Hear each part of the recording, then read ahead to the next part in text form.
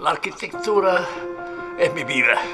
En mi casa tenía una habitación y una mesa enorme donde había construido una ciudad. A mí no me gusta decir que somos los más viejos, pero de alguna manera me siento sumamente orgulloso de eso, ¿no? Nosotros en la escuelita hicimos una tarea muy importante que fue empezar a estudiar la arquitectura argentina como no se había estudiado antes. Yo estaba con Vladimir y con el racionalismo. Si tuviera que elegir en qué ciudad quiero vivir, sin duda que te diría que en Buenos Aires. Lo interesante de estas entrevistas es que vos nunca pensás, o sea, nunca se me ocurrió pensar qué es la arquitectura.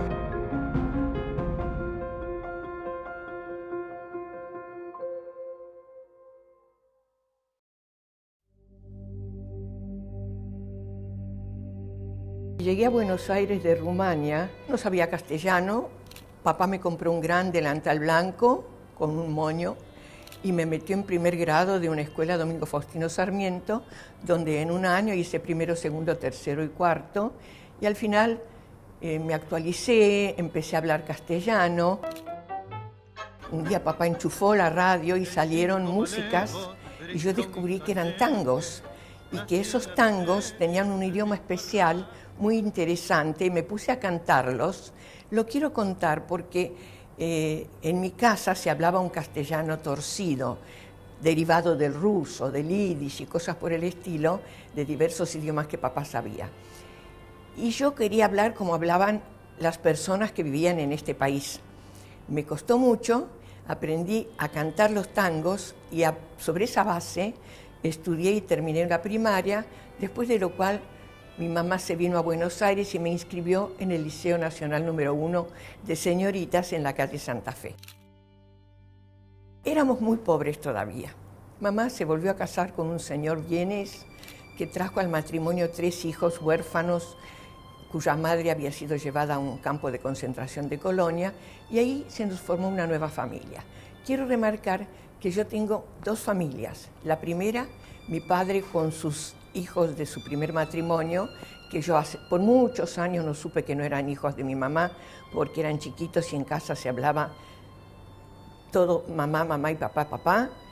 Y después la segunda familia con un señor, Segismundo Jäger, que trajo esos 3 hijos, una mujer que murió, mi hermana, Sonia, y 2 varones que todavía están cerca mío.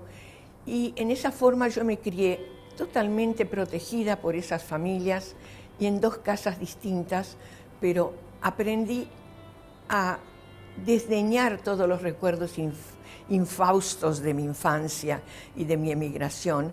Y con el tiempo me pareció encantador vivir en la Argentina, amaba el país, estudiaba geografía e historia nacional y era muy buena alumna, lo cual tenía que ser así porque una buena alumna no pagaba matrícula y le daban premios y todas esas cosas. Y yo era pobre, hasta que mamá formó su segunda familia.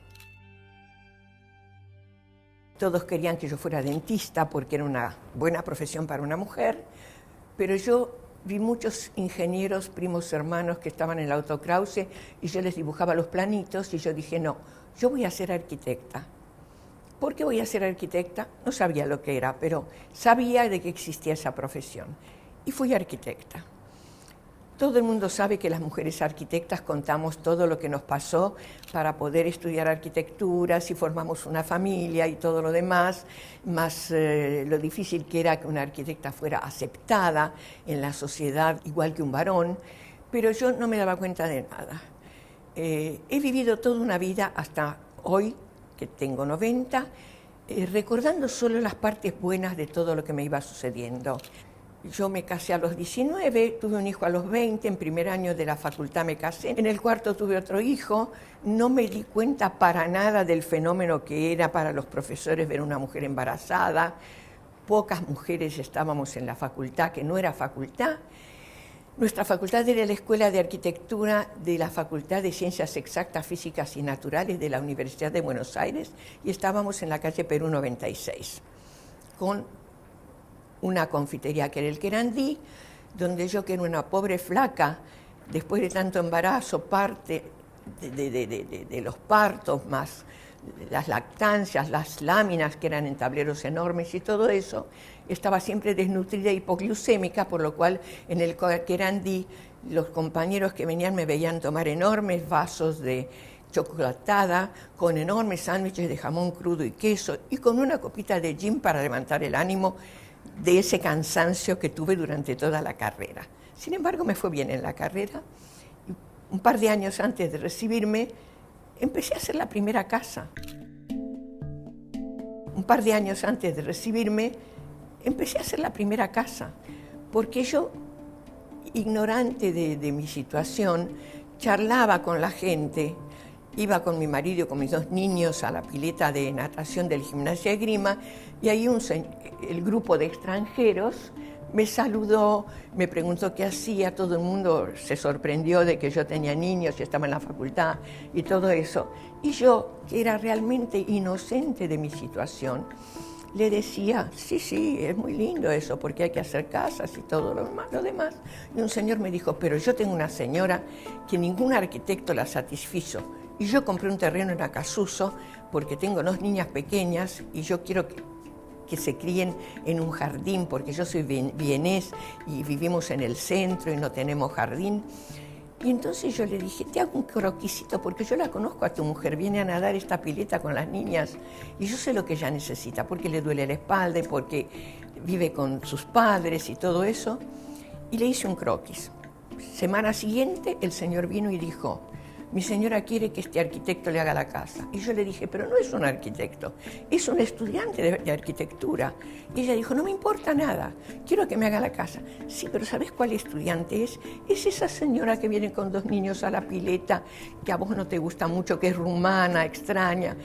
No me importa nada, dijo la mujer. Me gusta el plano y quiero que me haga la casa esta señora. Bueno, dije yo, ¿cómo se hará una casa? ¿Qué hago ahora?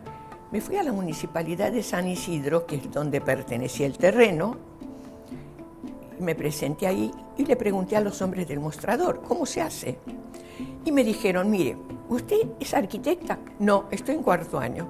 ¿Dio hormigón armado? Sí. ¿Aprobó? Sí. Bueno, se va a La Plata y se matricula en la sociedad en el Consejo Profesional de Arquitectura, Ingeniería y Agrimensura, como constructor de segunda, le van a dar un carnet, usted vuelve por acá y hacemos los trámites. Y así fue que hice mi primera casa. Porque ellos me dijeron, enfrente hay unos señores que usted le paga y le hacen todo el plano municipal. ¿Qué es un plano municipal?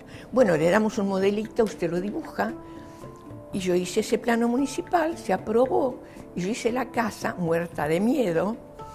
Ya no era pobre, tenía 2 niños, iba a Acasuso con mi hijo menor que tenía 2 años y medio y que yo lo llevaba porque los obreros de la obra hacían asado en aquella época. Y entonces si yo iba a la mañana, los obreros le daban de comer a mi niño. Mientras tanto yo lo llevaba a pasear en el auto. Y fue muy divertido. Él tomaba las juntas de los mosaicos, le ayudaba a hacer los asados.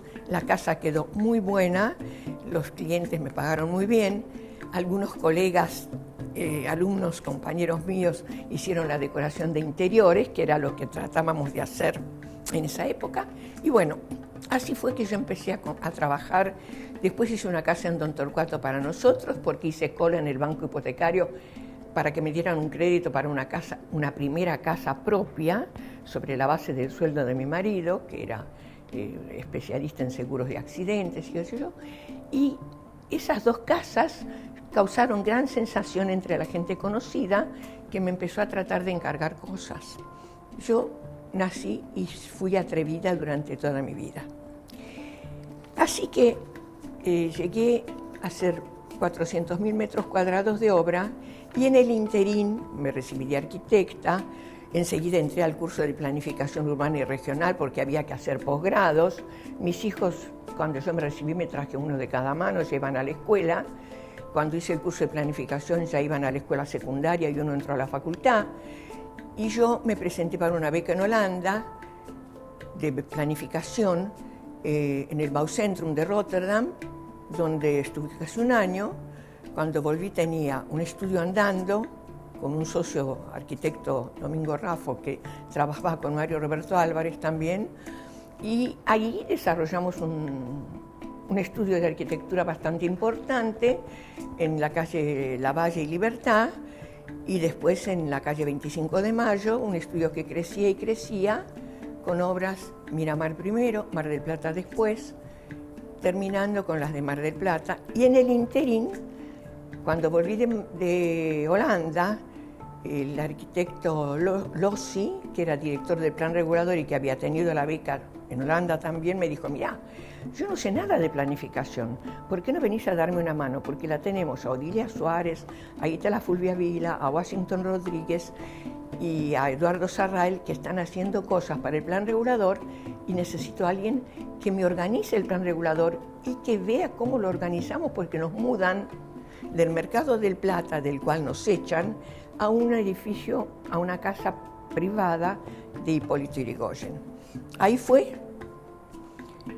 que me puse un delantal y con otra arquitecta que me ayudó, Techi Volpe, abrimos los cajones de la mudanza, encontramos toda la biblioteca del plan regulador, llamamos unos carpinteros que nos hicieron unos estantes y empezamos a desempolvar y poner los trabajos increíbles que estaban archivados ahí, sin ton ni son, y que estaban hechos para ser utilizados en situaciones muy importantes. El Parque Almirante Brown, que hoy día nadie recuerda lo que fue, eran las 1.400 hectáreas del bañado de Flores, orillando el riachuelo, que no estaba rectificado. Era el bañado de Flores y la quema, o sea, que era el lugar donde se tiraba toda la basura de Buenos Aires, donde se quemaba esa basura, donde los lincheras recogían las sobras y hacían pequeños asentamientos, como si fueran pequeñas villas miseria, vendiendo lo que recogían de allí. En algunos de los trabajos que rescaté del plan regulador se ve una foto de que sale la humareda y que hay gente recogiendo la basura. Así que era el bañado de Flores, la quema, el arroyo Sildañez que transcurría ahí, y el bañado porque estaba siempre todo inundado. El límite era el riachuelo por un lado y la autopista por el otro, cuando yo tomé el trabajo. Y conseguimos hacer un proyecto que está en uno de los gráficos para realizar, primero que nada, la obra de saneamiento de las 1.400 hectáreas, que consistió en una red de conductos perforados de hormigón de 1 metro de diámetro que llevaban el agua que se acumulaba en el bañado a 3 lagos reguladores, el Soldati, el Lugano y el que estaba al lado del riachuelo, que tenía un régimen de bombeo, que cuando el riachuelo estaba bajo tiraba el agua y cuando el riachuelo estaba alto cerraba la compuerta, el entubamiento del Sildañez, que recogía el agua de la red de saneamiento de todo el plan de Parque Almirante Brown, y se hizo un proyecto de avenidas y calles, que son las que funcionan ahora, que no existían, existía solamente un ferrocarril de trocha angosta, se hicieron los puentes para pasar por sobre el ferrocarril, todo eso se hizo bajo la directiva del plan regulador mientras el plan existió.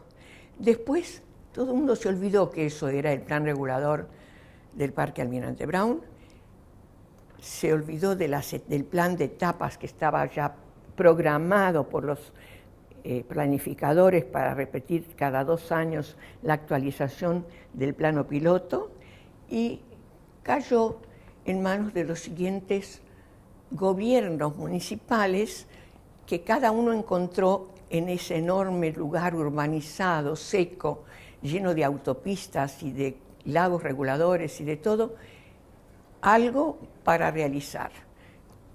Lugares para industrias, se desarrollaron villas de emergencia, una de las cuales en Soldati, que llegó hasta casi a cerrar el lago Soldati, que incluso se publicaron los problemas que había en ese lago, que después el gobierno de la ciudad de hace un pocos años limpió ese lago. las villas de emergencia que crecieron allí fueron progresando cada vez más y fueron aceptadas por los gobiernos, porque ya hay muchas villas que crecieron en ese periodo de tiempo desde el 60 y tantos hasta ahora, que en aquella época no existían, y si se armaba una pequeña, en el gobierno de Perón se hacía un barrio en la autopista, por ejemplo, y se trasladaba, cosa que en esa época recuerdo que en toda la capital federal no ha quedado subsistiendo ninguna villa de todas las que están ahora tan desarrolladas. Y en este momento todo lo que hay en esas 1.500 hectáreas, 1.480, no tiene casi nada que ver con lo que nosotros hemos proyectado. Lo único que afortunadamente subsisten son la red vial, los desagües pluviales y los lagos reguladores. Todo lo de, creo que ahora están haciendo todo el desarrollo de la Villa Olímpica, ¿no es cierto?, con planes de vivienda, etcétera. En un momento dado se le dio una concesión a alguien que hizo la famosa torre para un probable parque.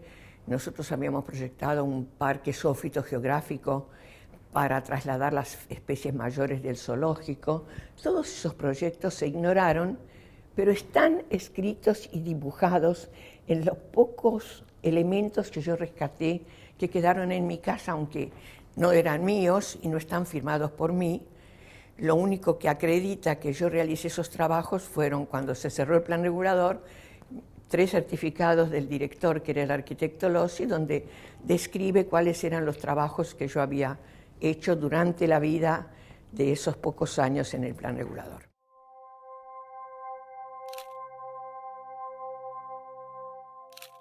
Nuestro programa para el área costanera sur era así: un parque, una zona parquizada verde para el área centro que no disponía de un parque urbano.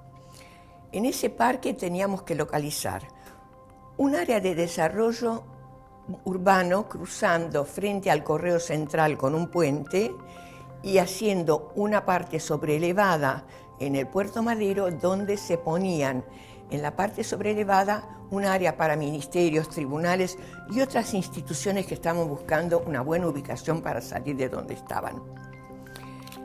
Aparte, en la parte inferior de ese desarrollo sobrelevado iba a haber estacionamientos, iba a haber escaleras mecánicas para subir a la parte superior, que iba a ser una gran área peatonal que serviría de acceso a todas las nuevas localizaciones. Nosotros pensábamos que debíamos localizar también una localización que significara un uso mixto. Localizamos la Universidad Católica como área universitaria, localizamos una pequeña área de vivienda más hacia el sur para una vivienda, un desarrollo para localizar algunas viviendas mal localizadas, tipo villas de aquella época, que eran muy chiquitas, y en la costanera localizábamos un crecimiento sobre la base de los rellenos que se estaban haciendo espontáneamente, porque la municipalidad había dado permiso a descargar cascotes de excavaciones y de demoliciones, que había una época de gran construcción en la capital, y con ese relleno, que ahora lo llaman el área esa verde.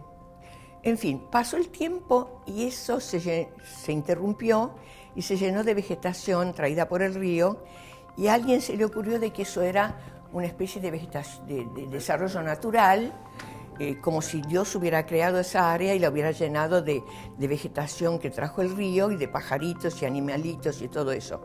Y se lo dieron a vida silvestre, creo, como para que lo tengan así, paralizado. Pero eso tenía que ser la continuación del parque urbano verde, que llegaba hasta un límite donde se hacía un canal, que iba a ser un canal de remo, que separaría la tierra firme de ese relleno de una isla balneario que se iba a construir en una parte donde ya el río estaba limpio. Y para localizar un balneario que ya no podía ser el viejo balneario que estaba clausurado.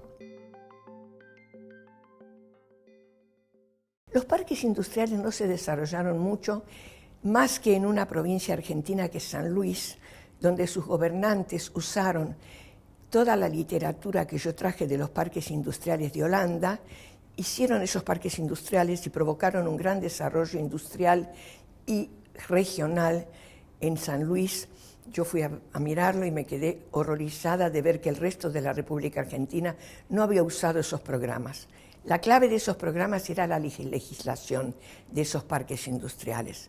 Esa legislación indicaba, por ejemplo, que los inversores de los parques industriales, que eran todos extranjeros, no tenían derecho hasta después de 5 años de exportar las ganancias de esos parques industriales para evitar la descapitalización y que no fuera una especulación.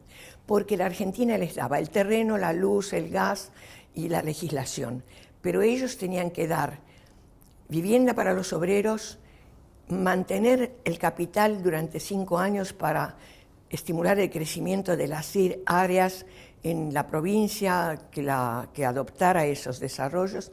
Sin embargo, esa ley no prosperó. Entonces la gente armó un parque industrial, capitalizó la venta de los terrenos, inmediatamente exportó los dólares y nosotros no tuvimos el desarrollo que tenía que provenir de los parques industriales, que no dieron ni trabajo, ni vivienda, ni crecimiento a las zonas donde fueron implantados. Excepto en San Luis, donde el gobernador, traté muchas veces de entrevistarlo, pero yo no soy quien para entrevistar gobernadores, y la cuestión es que realmente él no supo explicar cómo fue que hizo los desarrollos de San Luis. Lo único que dijo es, San Luis es una provincia que parece otro país, y San Luis es una provincia que parece otro país. Hay que ir a visitarla y sacarse el sombrero ante esos señores que son una familia de gente rica, muy ubicada y todo, que fueron alternándose en la gobernación de San Luis, pero que siempre siguieron haciendo esos planes de desarrollo. San Luis no tiene pobres, San Luis no tiene no jubilados, San Luis no tiene viejos que andan por ningún lado, ni gente que duerme en las calles. Yo recomiendo a todos los planificadores que vayan a visitar la provincia de San Luis. Un día fui a lo que en aquella época era una gran empresa inmobiliaria que se llamaba Palma Quintana, en la Diagonal Sur. Un señor muy mayor, fui con otro ingeniero amigo que buscamos terrenitos baratos para poder hacer un edificio de propiedad horizontal con un préstamo hipotecario. En eso andábamos, cuando este señor un día me oyó hablar de la parte de legislación, porque yo dije, no, pero este proyecto no se puede porque tal cosa en el piso de arriba. Ay, dijo, ¿cómo sabes de todas las reglamentaciones? Y como él tenía muchas obras de gente importante por el centro, cada vez que tenían una duda me llamaba y decía, ve, esta chica es joven, pero sabe todo, y lo que no sabe lo averigua. Y me encargaban averiguaciones extrañas sobre diversas obras que tenían problemas legales para ser aprobados los planos. Yo efectivamente, como era muy amiga de Enriqueta Meoli y siempre me gustó legal, y para hacer mis obras estaba siempre al tanto de todas las legislaciones, empecé a informarme y entonces un día vino un señor que dijo, yo tengo un terreno en Miramar. Y el señor Palma Quintana dijo, yo en el campo no vendo nada. No, dijo ese hombre, tengo un terreno que heredé de mi papá que está frente al mar y como nosotros hemos veraneado siempre en Miramar y somos una gente muy rica, que tenemos un montón de industrias y todo, quiero hacer ese edificio con el nombre de mi papá para homenajearlo. Y yo hice ese edificio en Miramar, pero en Miramar no había empresa constructora. Entonces contratamos una empresa de Mar del Plata, que era Domingo Fiorentini Hermanos, y que tenía una empresa Sacoa, tenía también la propiedad de Sacoa, y que cuando vieron el proyecto de Miramar les interesó mucho la forma de venta, la forma de proyectar y de dirigir la obra, y ellos compraban terrenos y me llamaban y me decían, arquitecta, ¿no me hace 4 rayas para ese terreno? Que era su manera de analfabeto de decir que quería un proyecto. Así fue que yo empecé a hacer proyectos en diversos terrenos, que terminaron siendo todos los Eiffel de Mar del Plata. Después del 1 y 2 fue el 3, 4, 5, no importa, llegaron hasta el 40, y terminaron comprando un lote muy lindo en Cabo Corrientes. El edificio de Cabo Corrientes despertó muchas discusiones. Tengo que aclarar que muchas críticas, pero la gente que compró fue feliz de tener esos departamentos, todos hasta las cocinas con vista al mar, y donde se utilizó el 25% del terreno de una enorme manzana de Cabo Corrientes, o sea que en lugar de aprovechar el terreno para utilizarlo para más metros, yo le demostré que era mejor un proyecto aprovechando menos el terreno, con más parquización, con más piscina, con más vista al mar, y nadie supo que por eso el edificio era como era, sino que dijeron, pero ahí tapa la vista del mar, del sol. Bueno, todo tapa la vista del mar y del sol. Pero mi edificio está ahí. Durante 40 años nadie supo que yo lo hice, hasta que los propietarios, bueno, había mi cartel de obra, pero cuando la obra se termina, yo saco el cartel, cierro, entrego las llaves, hago el confirme de obra y me voy. Nunca puse un cartelito en una obra con mi nombre. Así que ahí el último edificio fue Mirador del Torreón, en Bolívar y Mendoza, que mira hacia el Torreón del Monje, que es un edificio medio redondo que se ve desde la playa y donde todos los departamentos tienen vista al mar, tanto los del frente como los del contrafrente, y que tuvieron gran aceptación. Después no trabajé más en Mar del Plata.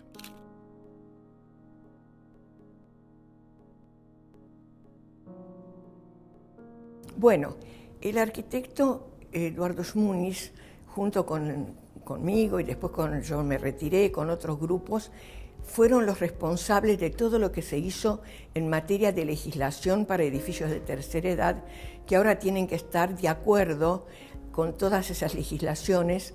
También se ocuparon en el gobierno de la ciudad de la legislación de todos los elementos que tenían que colaborar para que los discapacitados, la gente con limitaciones de diverso tipo, pudiera tener facilidades y accesibilidad en diversas construcciones y en los subterráneos y en los edificios en general.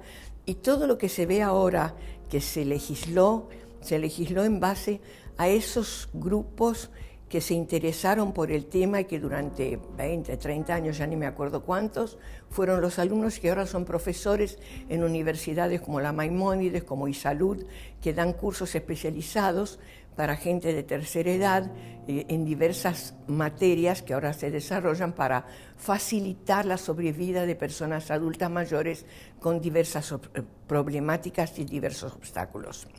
Y creo que lo que tengo que decir para el futuro, porque yo ya no estoy en el futuro, es que los arquitectos del futuro tienen que pensar seriamente en la planificación y en la reconstrucción de nuestras ciudades y de nuestros edificios para servir realmente a un propósito aceptable de convivencia del género humano.